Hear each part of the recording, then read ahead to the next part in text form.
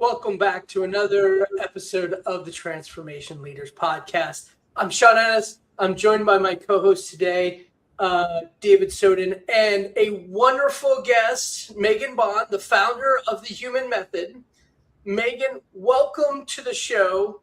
Very interested in what you do and where you're bringing this concept. I know, as the audience has seen, we've been talking about human in the loop and how AI can actually be empowering, not replacing humans. So I would love to hear your perspective on this subject. Absolutely. I'm thrilled to share it with you both, and thank you for having me on. I'd like to start, provide a high-level overview of my organization, the Human Method. And what we do is organizational culture transformation, which is really a fancy way of saying we focus on the interworkings of human beings within a company. And here is why this matters. Just a quick little insight into our why. Every leader knows that culture is important, but often, if I'm going to get into metaphors early in the podcast, often it's treated like wallpaper. So culture is nice to have. It's something that you address after the real work is done. And that is the challenge. So after 20 plus years in a myriad of Fortune 500 organizations, working from the lens of culture transformation, I realized that we were doing it wrong. And I started the Human Method. It's really my child. I started the Human Method as a way to come back into organizations with a fresh and renewed perspective on really focusing on culture as the foundation, not as the wallpaper, because everything that we put on top of culture, when it is broken, ultimately will fail. So when we think of AI, often that we only have a 70 to 88% chance we have a 70 to 88% chance that adoption of any type of AI rollout will fail if the culture is broken. So that's what we focus on, and I'd love to have this conversation with both of you today. Excellent.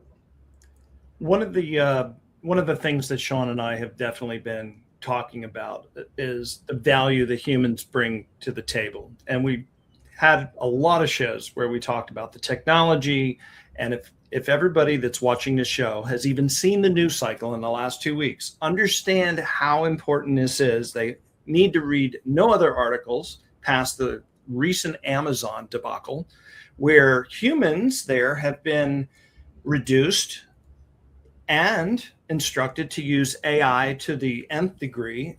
And in some cases, I don't know how much weight is on this or how true it is, because I don't have any inside information. I'm just reading the news cycle, but apparently employees are being forced to use it. And that pressure is ever so great that unfortunately the AI has more control out of fear than anything. And they've pushed a bunch of updates, or the AI has gone out there and done a mucky job of doing what it does.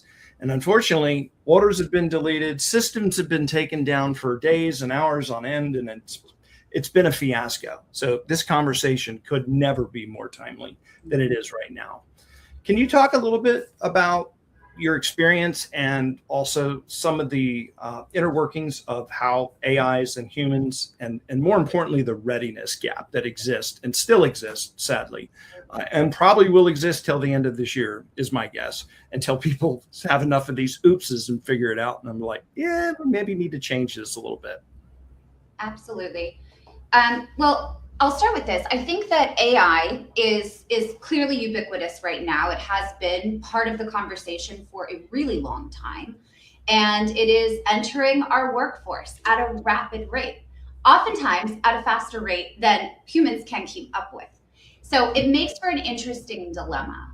But what I look at from my perspective at the Human Method is really technology is simply the next thing. What it's doing is it's underscoring what has existed for so long in organizations, which is broken culture. And I look at AI and broken culture as two very separate pieces of the same puzzle. But if the culture is not built to sustain something different, something new, whether it be AI or whatever the next thing may be, then it's going to ultimately fail.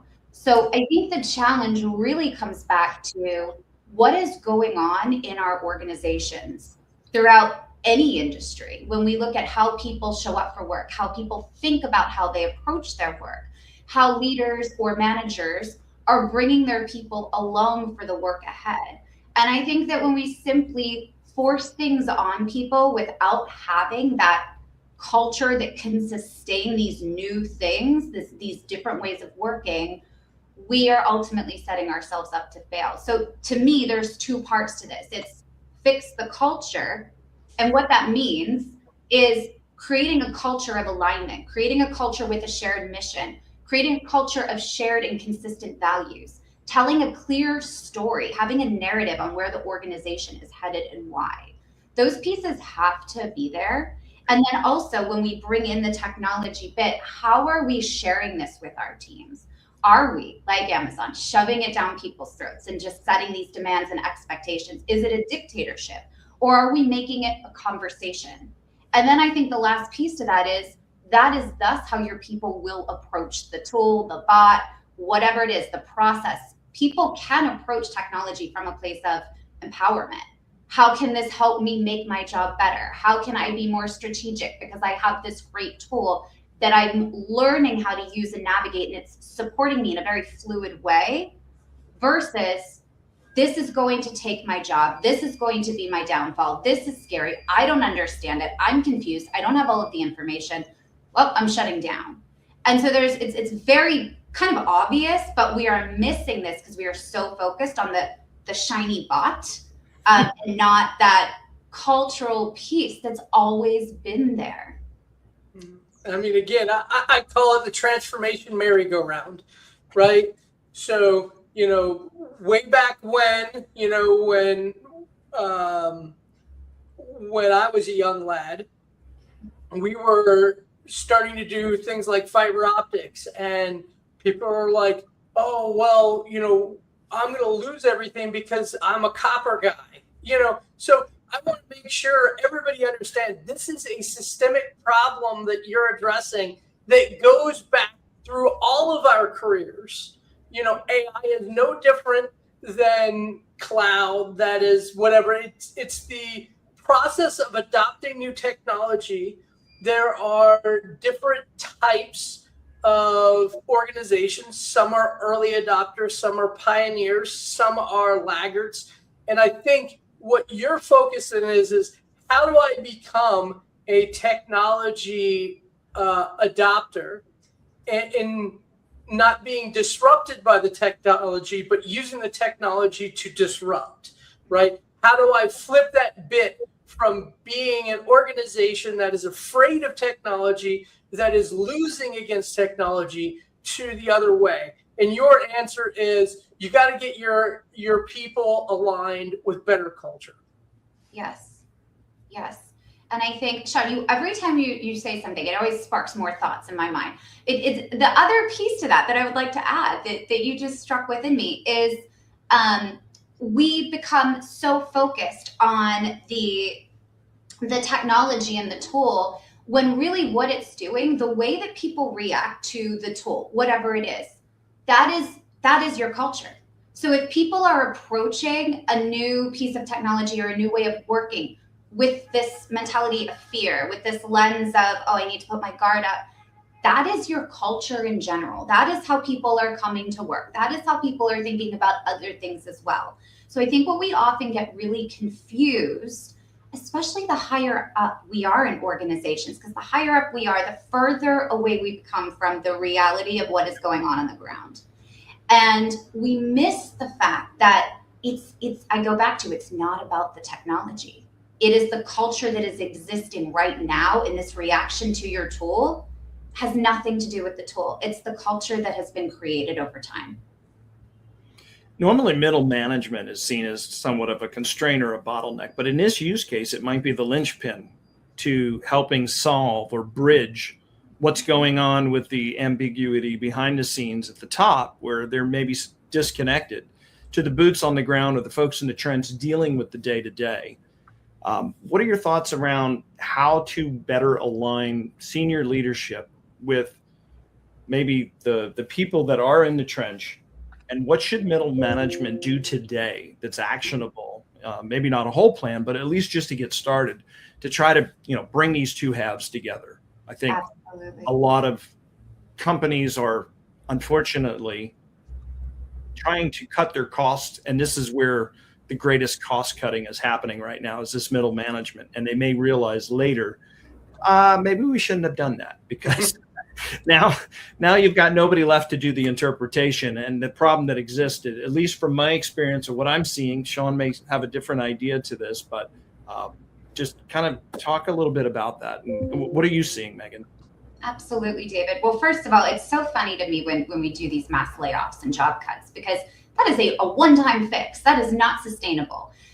So really, when we think about culture and a sustainable organization, where I think a lot of leaders sit is in the space of extraction. What can I extract from my people? How can I get as much out of them as possible? That's leading to burnout. Versus this idea of how can I make this organization one that lasts and one that's sustainable.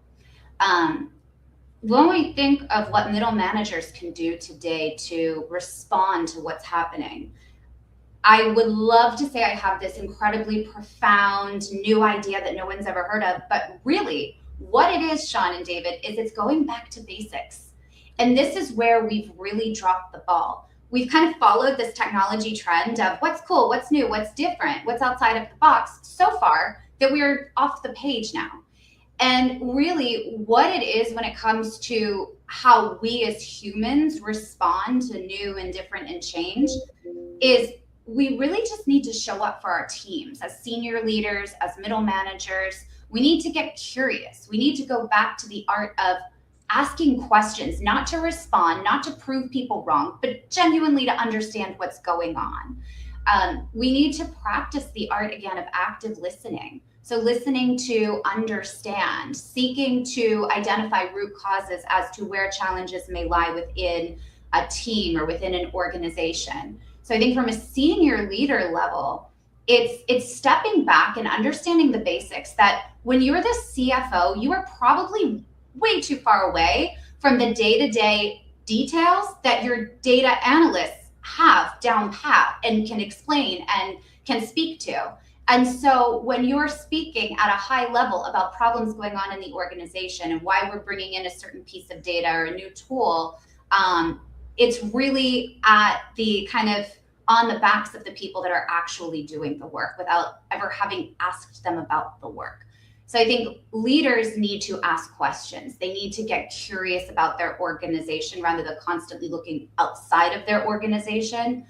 And I think what middle managers can do is they're stuck. Unfortunately, it's a really hard place to be because they're stuck between the senior leaders that are pushing down their agendas and then leading individual contributors and their direct reports who are doing their best at some points just to survive in this moving, fast-paced company.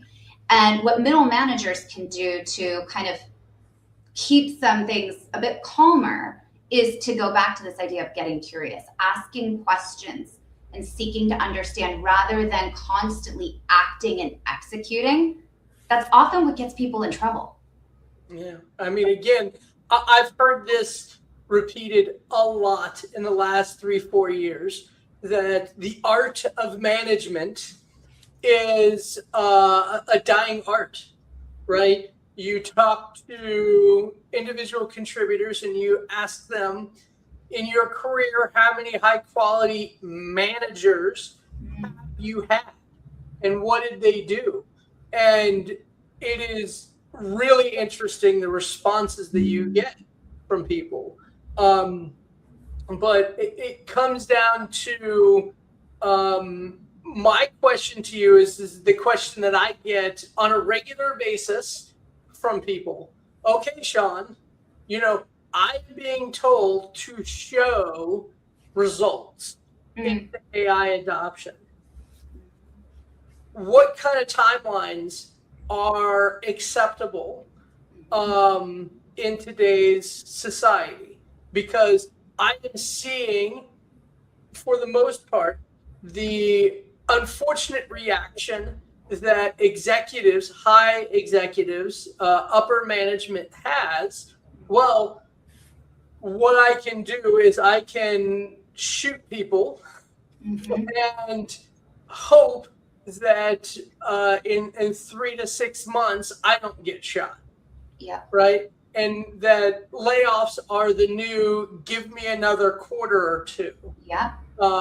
And obviously, I think we all understand that it's cutting your nose off in spite of your face. At that point, you're basically bought yourself 6 months of runway before you actually have to show value.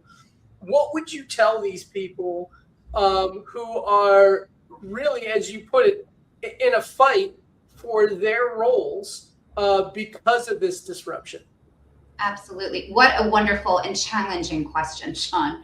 It is very challenging because it is such a dilemma, and there's such cognitive dissonance in, the survival, keeping my job and having a steady paycheck and my family and whatever your personal life looks like, sustaining that, and then also showing up as a real leader in difficult time.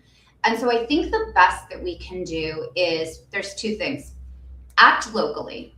So as a middle manager, you don't have as much power as the person above you, as the person above them, and as the person above them. But what you can do is you can decide how you want to show up as a leader.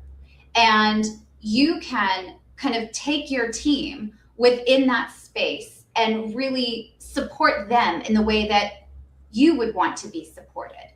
And what that may look like is something as simple as, listen, I don't have a lot of choice here. We have to go in this direction. Here's why, and not an us versus them mentality, but I'm talking about really simply being honest with your team about what's going on in a way that you can garner their support and their understanding. And then you march toward that shared goal together. Maybe your organization doesn't have that shared goal, but you can at least create that shared goal with your team.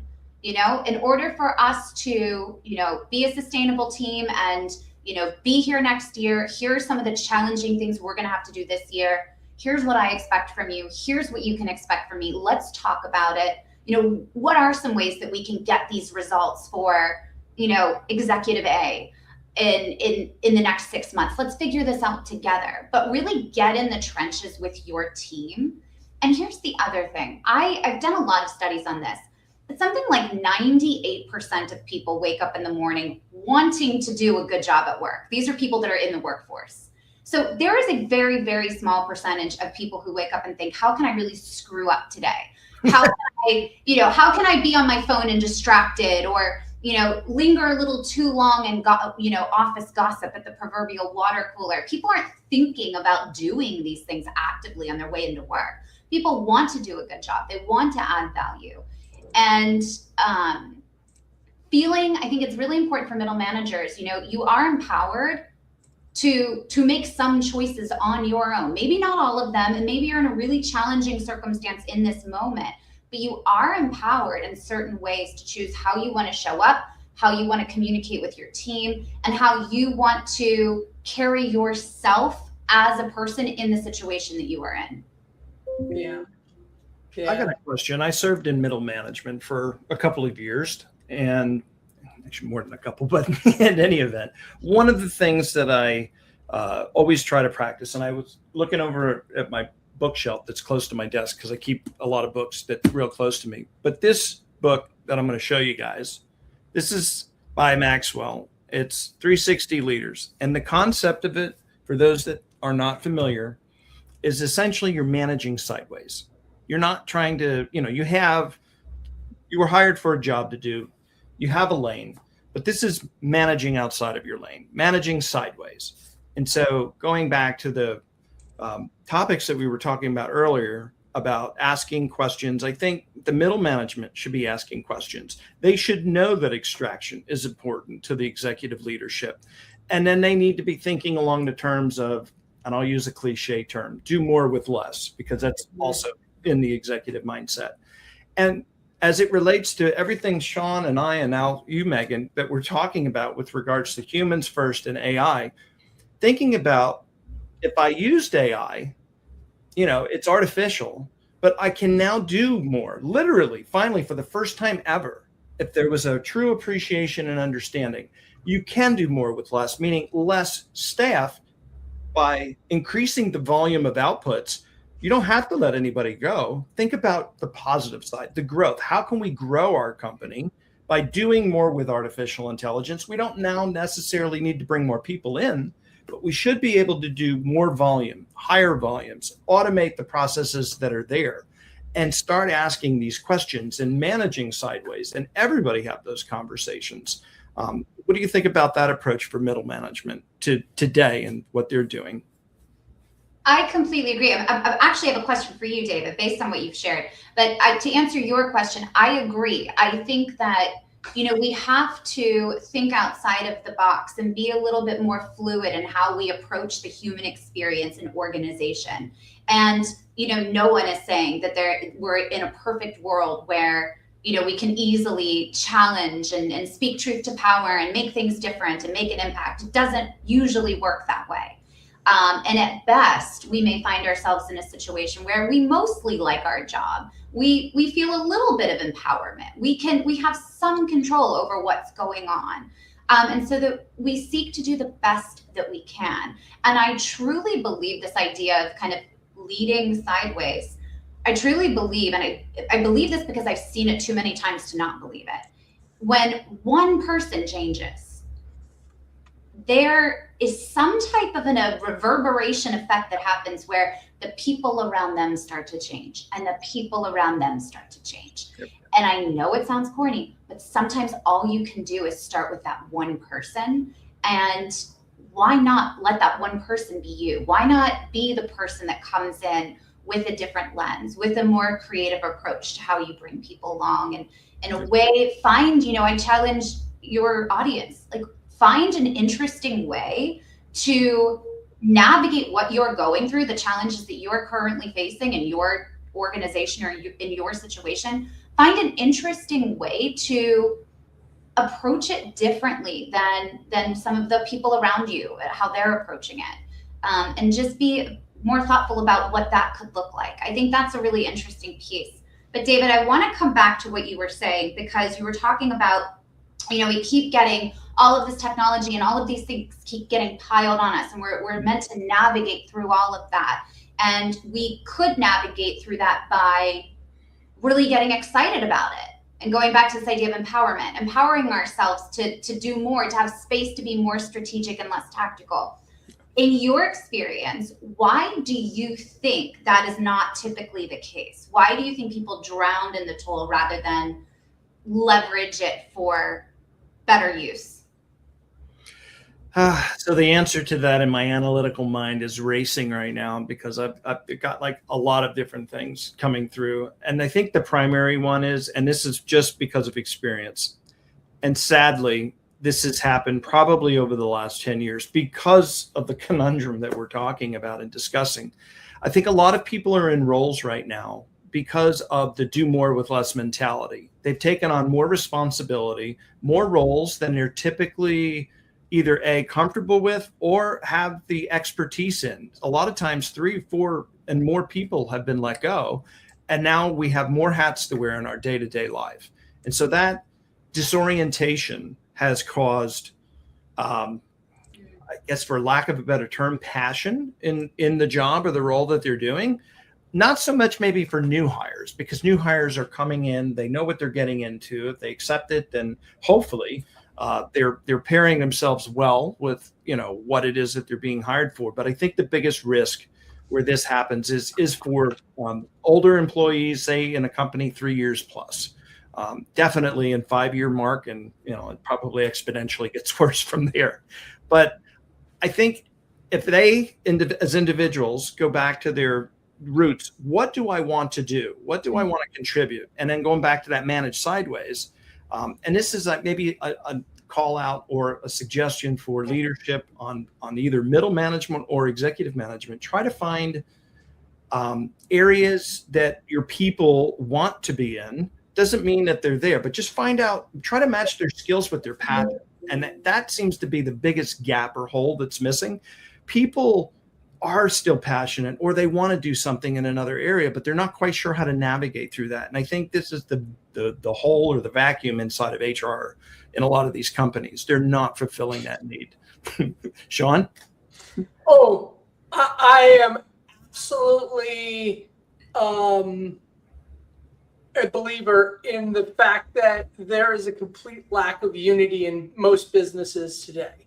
So you get to a point where it's like, okay, we're going to use AI to do our CX team, right? Well, the problem is if you make the CX team 80% more productive and you didn't do the same transformation to your sales team, so the sales team is not 80% more productive, guess what? You have less sales, more extra people, right? AI is a transformational across the board. If you are not employing it unilaterally, right? If you're employing it unilaterally in your organization, you're going to get lumpy. So when it comes to transformation, it needs to be all for one for all approach. I don't know how many times I've talked to different organizations that are like, yeah, well, the development team needs to use these tools. Okay, great. So the development team is going to be able to create 80% more output. Are you going to be able to sell 80% more opportunities? Well, no. AI is for that team, not my team. Do you hear the culture, right to your point, how the culture, Meagan, falls apart when you start saying, well, AI is to transform that team, not this team. All of a sudden it is us versus them, and the technology is being used for warfare instead of what its intention is, to empower.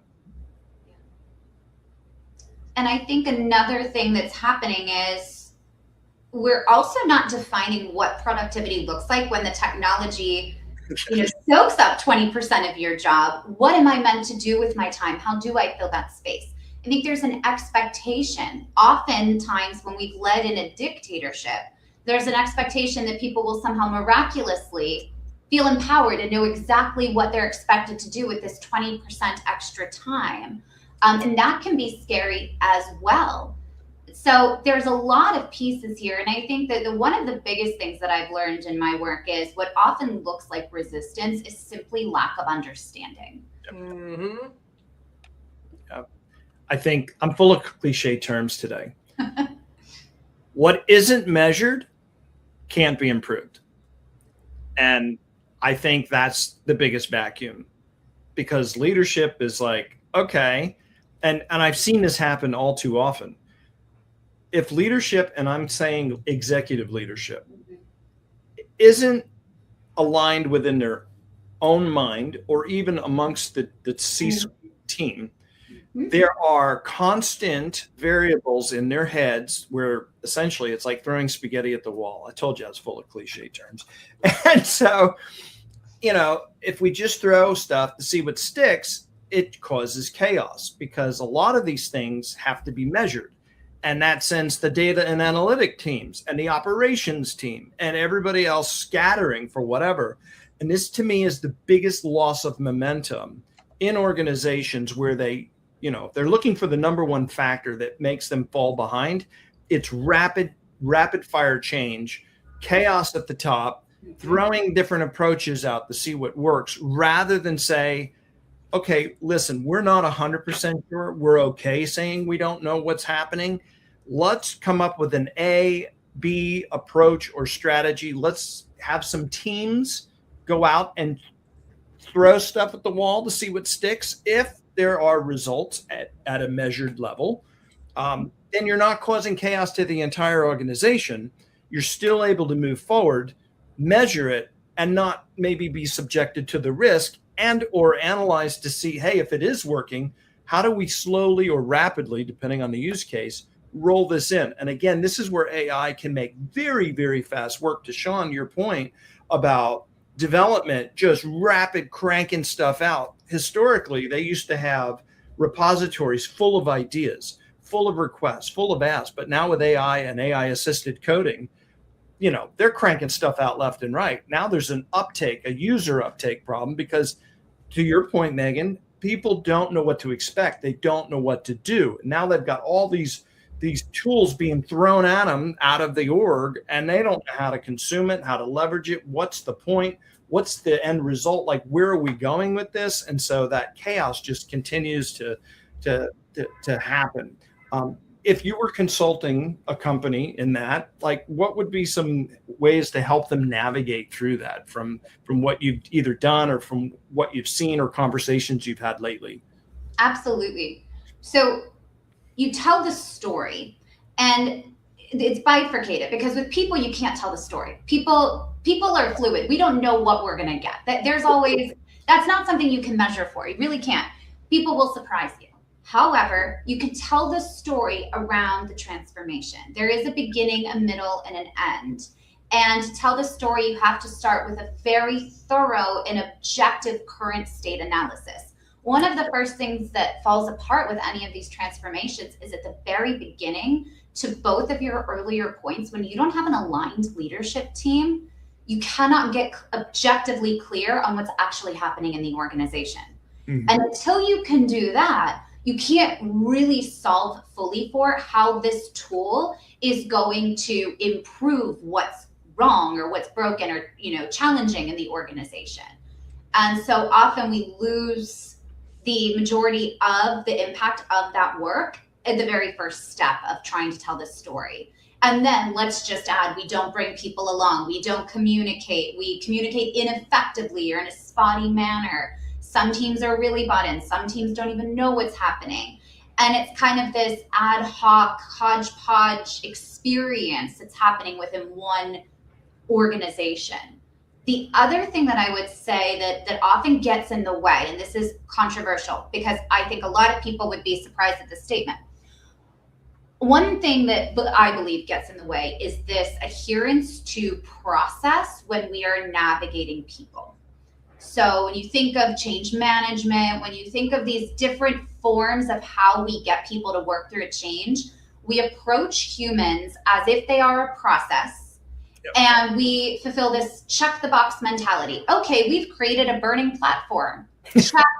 Okay, we've written a communication cascade. We are executing on that. Check. Oh, the CFO has talked about this in the town hall. Check. And we're not actually doing what the back to basics, which is simply listening. And so I recommend starting any type of transformation with a company-wide listening tour.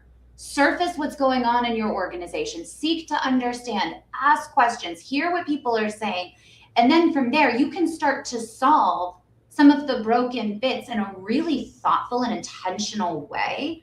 And technology can be your friend and your armor and this amazing thing that's going to help your organization be one of the better ones during this really crazy time. But if you're not doing that, you're really, there is a clear kind of stop point for you somewhere down the road. I can guarantee that. Yeah, I mean, I want to be clear. The things that I heard about this is, number one is management is the culture setter, and with better culture is better transformation with technology and empowerment of people. We need to focus away from being process and technology oriented and be more people oriented. I've heard, doing more listening and less dictating of terms, top down, flowing more bottom up. Is there any other things that our audience can gather from your experience on how to get better AI results from people? Absolutely. Thank you for asking. I think the last thing I would say is you're going back to this idea of back to basics. So everything that you just said, Sean, and then let's add in this collaborative spirit, because I think that when you have people approaching work from really different perspectives, different backgrounds, it can be challenging when you have someone on the technology side trying to get somebody on the user side to get buy-in. And it can also be challenging for the user to understand or comprehend what's going on the technology side. So I think that, again, this, what often looks like resistance, is lack of understanding. Approaching all work with this idea of collaboration. And the way that you kind of start that conversation is, what is the shared goal? What are we trying to get to together? What, for example, for the three of us, our shared goal today is that we deliver a really fantastic podcast for your audience. And we may have different reasons for our why, but we have this shared goal. So because of that, the three of us have come together and had this great conversation. And I think approaching work and in life, even in that way, how can I kind of connect to this person based on a shared goal? What are our common interests? Is really helpful, and kind of just weeding out the superfluous nonsense that gets in the way of people trying to do good work. Yeah, I got a question for you real quick before we wrap up. What is the understanding about going back to basics? So this is something I've always thought of, but I've never had a conversation with anybody about it. It's always been one of those lucid ideas to go through my head. And I'm thinking, hey, that would be great if that ever got implemented. But I think one of the biggest holes that HR is doing a disservice to their company in is they're not measuring their staff by the way that they learn.